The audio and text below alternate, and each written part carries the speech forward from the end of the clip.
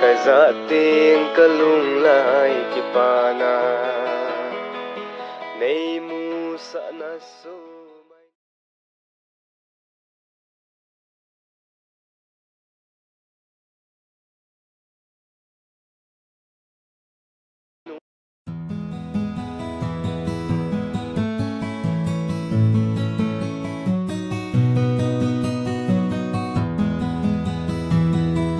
Nay cô na tông đâm ôn em su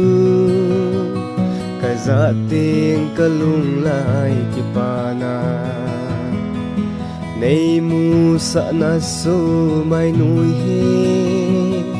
Ka vết tiếng ka lung lai lung đâm na Ka lung lai lung hel gì côm le Ka holin ka hin ko gì e Zakit ka no me Nay ko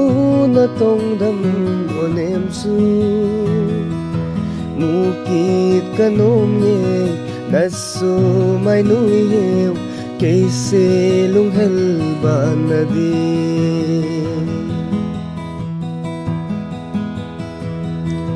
Kipa na zingin na bome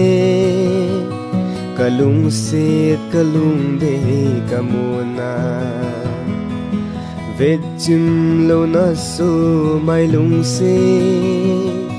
Lung hel pul do ay tho sa zinge Lung gel lung dan nan ay puizin Lung hel nan kahin ko at subzi Iti hin ko hi Kaman zing ding ham lung hel na Nay hin la zing tan Kalung sit ngay nun Lai to liang din ay ko ve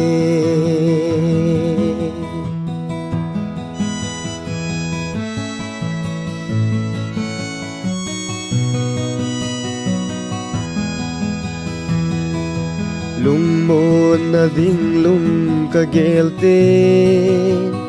Kalung de se lungin na hung lang Lung gel ki panan ay leming Zay thanem na in ay zam san zi Kalunga na hung lang zingin Lung hel nan kahin ko ay lemzi Ka gel hai thei poi Ka sam chim thei poi na min ngay Ka gel gel zi e Ka ko zi e Ka lung sin o na min ngay Ka gel gel zi e Ka ko zi e